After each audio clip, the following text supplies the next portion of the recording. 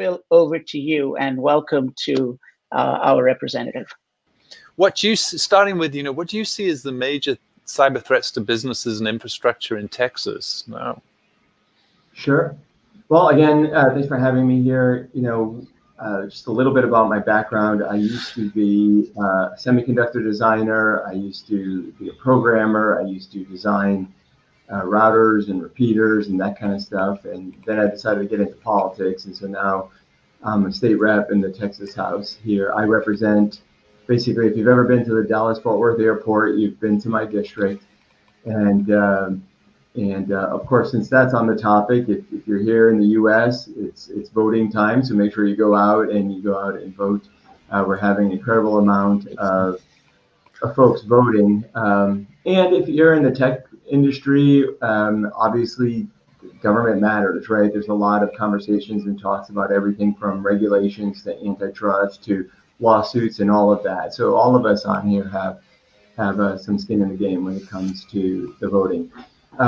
For me, having worked in business and now in government, my focus has been, when it comes to cybersecurity, is trying to get, first and foremost, the state as fast as it can to a position where it can handle all of these threats and these attacks that are happening every single second, right?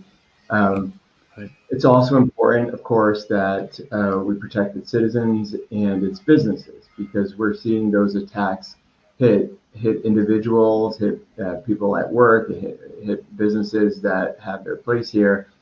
And so there's an ability, by working together, where the government, the public, and businesses can try and create effectively a defensive wall. And that defensive wall is through a variety of different things. Sometimes it does take some government, either regulations or help or assistance or just guidance and leadership.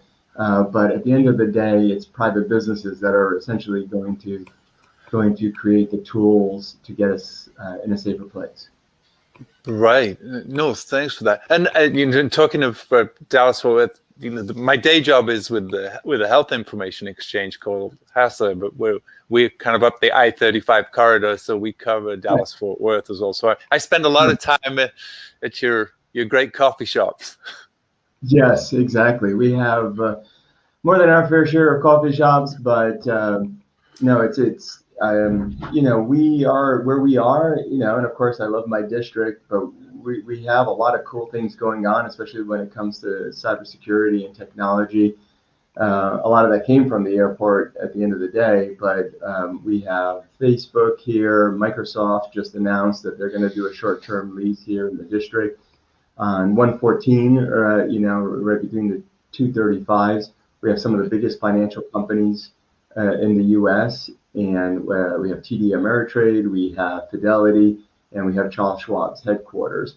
So we all know that if there's anything that's 100% focused on cybersecurity, is people protecting money, and a lot of those tech workers are actually here.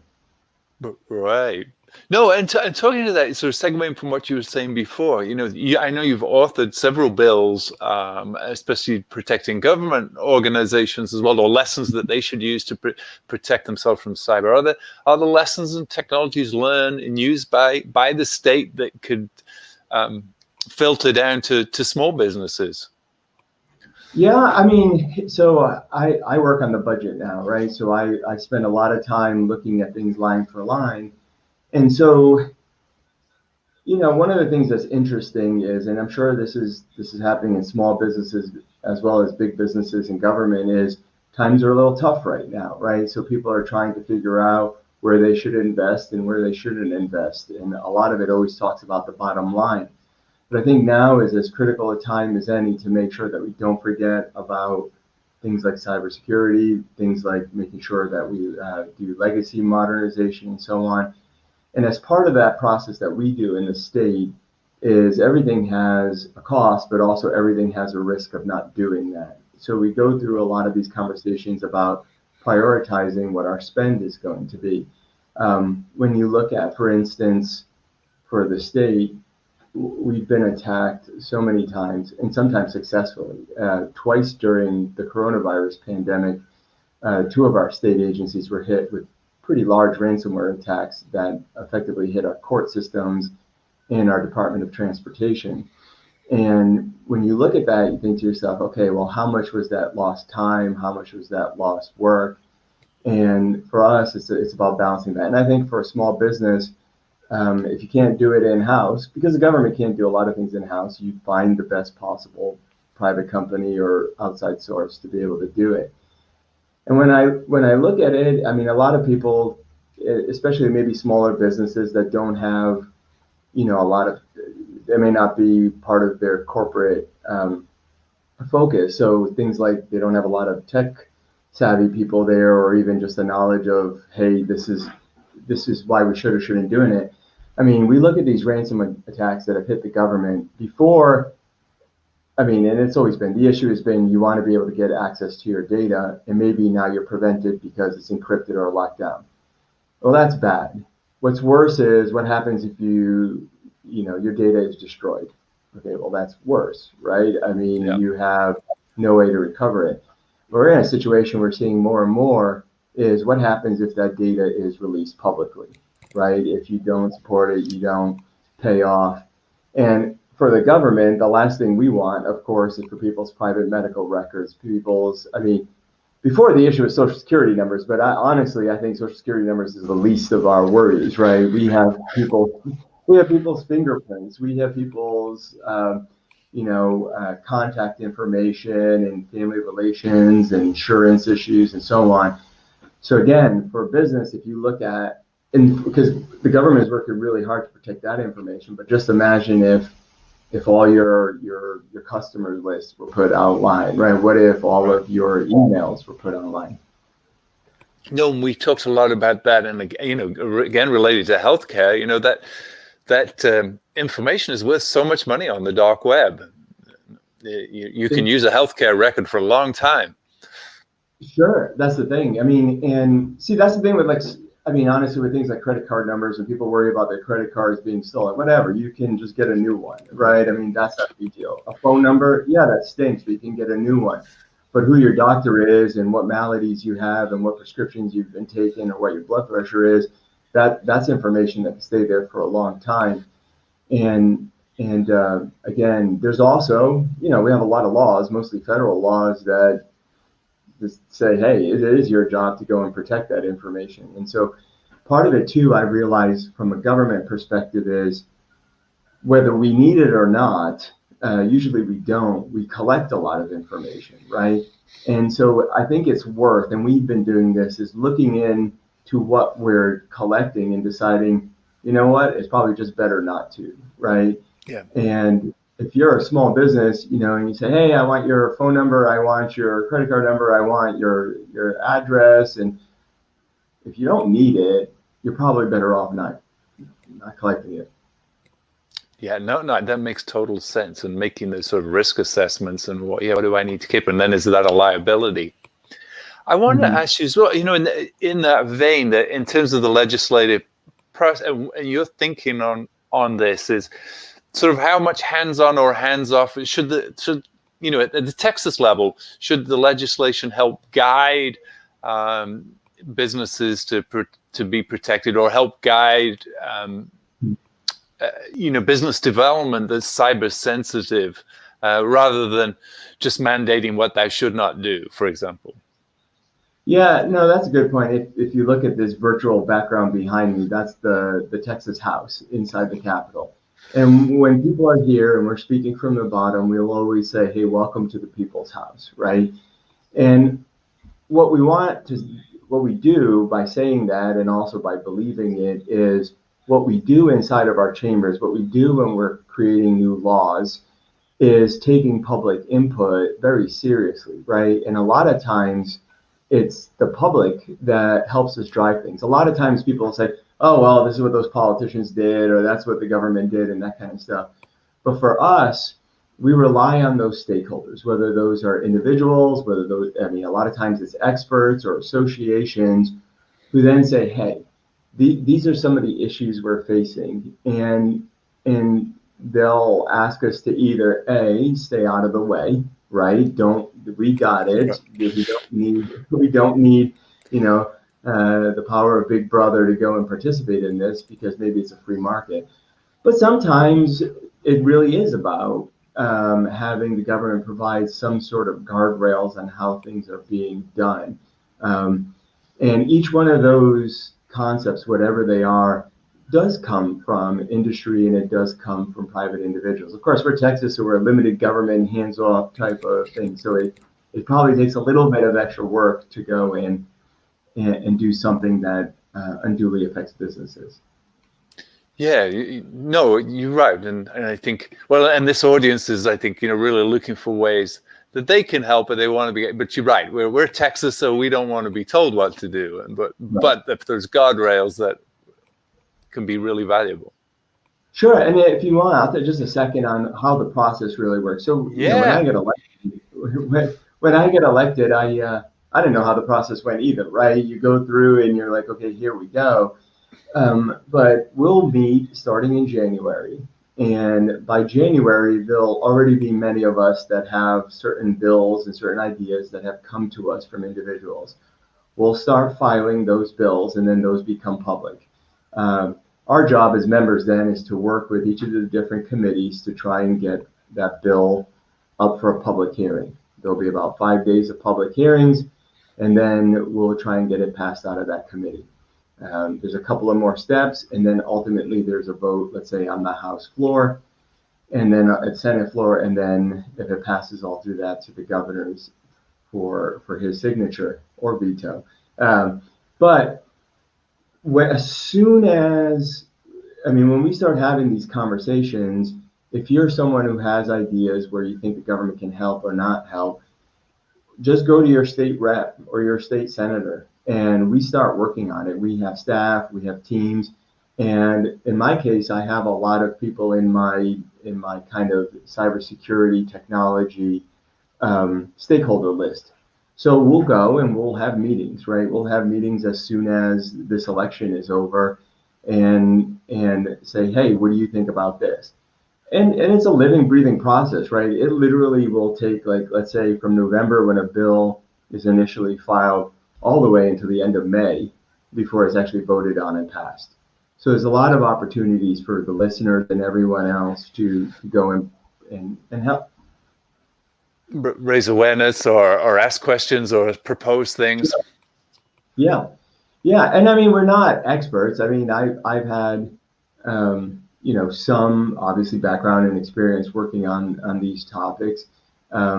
But technology changes so fast that, and here's the thing, we love it when people talk to us about it, right? Because we hate to file bills that are stupid or don't work or cause other problems.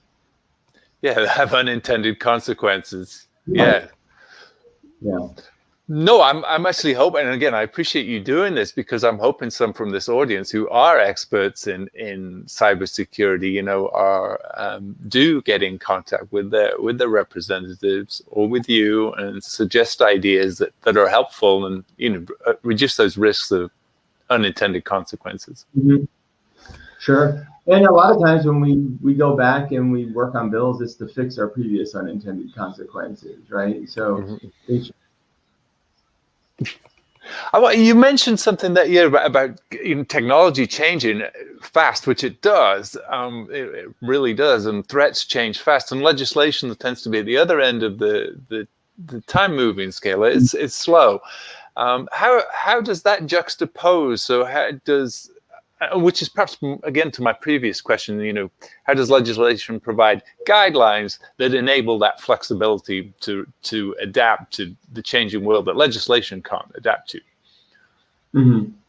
So if you take, for instance, how we work on certain things like recently COVID, right? And so this is something that happened between our legislative sessions, and it'll probably still be an issue going through our next session.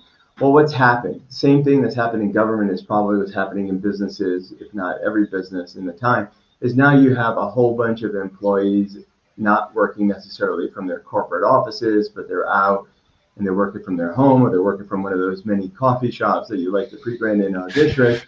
And so now you have a lot more risk. in a way, right? Because you don't have as much control. I lose my keys everywhere. We've had employees who have lost their laptops and forgot them at places, right? So whether it's cell phones or you're in locations, that maybe other people can snoop or spy on what they're doing. And so we're going to work really hard to make sure that we create now something that's responsive to the pandemic so that employees will then be able to have that security. And we're going to have to change we thought we were doing really good by putting in two-factor authentication in some of our stuff. Now we're going to have to take it to the next level. A lot of times too, what we try and do, to the extent that we can, is try and write the bill and the legislation. So it talks about a method of, let's say, legality as opposed to a technical definition of it. So I'll give you an example. There's still a lot of laws on the books that talk about fax machines, right? They literally talk about rotary phones, right? So in the bills that I've worked on since then, we don't really say, we try and get out of, okay, a computer, or a cell phone. What we try and say is, if you take someone else's stuff, okay, then that is something that's wrong. If you try and decrypt someone, and we don't have to talk about what kind of decryption or what tools are being used to the decryption, we can just leave it at a kind of higher level. So that way, technology changes don't have to be adjusted every 2 or 4 years. Yeah, no, it makes total sense. Yeah, you try to keep it generic while interpretable. Mm-hmm. I'm just watching the questions as we're talking, coming in from the audience. The one related a little bit, you were talking about the process, and David Lyman asked, how would we provide feedback on bills? Sure. There's a lot of great ways to do it. And in this next session, we're probably going to have less people at the Capitol than other times. But usually what happens is I'll file a bill and you can just come into my office, right? And either I'll be there or my staff will be there, and you say, hey, what are you doing? Why are you doing this? If the author of the bill, maybe, for example, it is not your rep, you can contact your rep and say, hey, I want you to support this bill. I have a problem with this bill. I mean, during session, we get tons of emails, but we also have staff that help go and go through that. Now, if you want to go to the next level, when a bill is filed, you can go on capitol.texas.gov. That's our kind of big website. And if you see bills that you like, you set up an account and it'll keep track of it. And so as it's moving through the process, it'll send you little email alerts. And then it might say, hey, that bill that you like, HB 375, is going to be having a hearing next Tuesday. And so you can email, or you can drive down to Austin. And then when the hearing is happening, you can testify. And you can say what you like or you don't like. If you don't like the bill, I do recommend you talk to the author, the state rep or the senator ahead of time, because a lot of times they can help fix it before you even have to publicly testify. Right. And I think you can set up alerts on there, can't you? Just say, and look for keywords so that you get notified about bills related to a topic. That's right. On capitol.texas.gov, there's like an advanced search feature, essentially, where you can look for specific words, or you can look for specific authors or whatever, and then you can go and do that. Now, that's probably going to be open for business middle of November, because we don't get down to session until January. But middle of November, you'll start to see the House bills and the Senate bills being filed. And yeah, you can search for cybersecurity, you can search for technology, you can search for just about anything and see those bills that you find interesting. So, talking about the next session, do you have some legislative priorities in cyber for this next session? Yeah, one of the big issues for me is it's related to cyber and privacy, right? This combination of both, of all of this information that's being collected either by the government or some private corporations, and how do we go and make sure that information is protected. So again, since we announced this, I'm the chairman of appropriations in the House. So what I'm going to do primarily is the funding of a lot of our cybersecurity programs inside the Texas House. We have computers. I mean, we still have one. Our oldest used every day system is a 1968 mainframe. We have a lot of users who are still on Windows 95 boxes. We have routers that were about 15 years old, right? So a lot of what I want to focus on really is legacy modernization, right? It's become more and more difficult, more and more expensive for us to keep, and riskier to keep some of these old devices. I mean, the thing with government is we always have been putting it as a low priority, right. But now there's an entryway.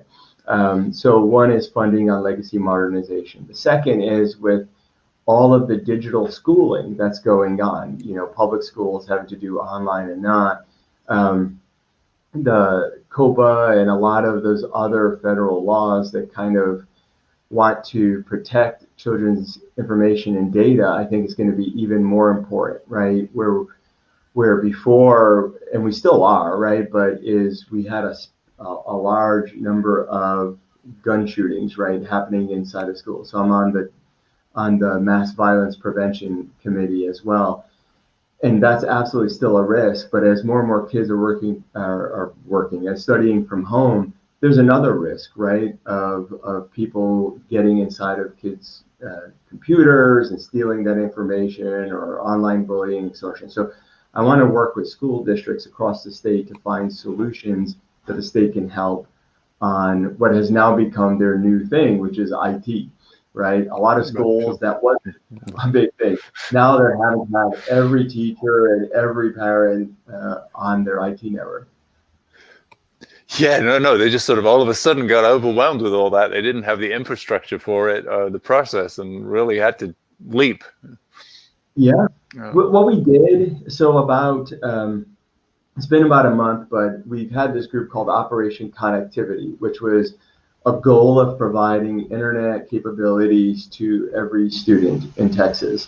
And it was kind of always been we passed it, but it was kind of on the back burner. But once COVID, that went to the front of the line, right? And so the state has put in a $200 million matching program. And I think as of right now, we have bought 700,000 new laptops for kids all over Texas. We've gone and provided hotspots and those capabilities. We're looking at fixed wireless solutions. We're looking at how to get broadband into some of our rural areas, how to lower the cost of internet access, because for some students, it's not that they can't get internet, it's they can't afford internet access. So that's been an incredibly big push. But right behind it is making sure it's all safe and secure. That's great. Yeah, no, thank you. I want to ask one last question, if I may, and then if you've got questions for me as well. But how can this community help you, support you and what you're doing? Mm-hmm. Well, I appreciate it.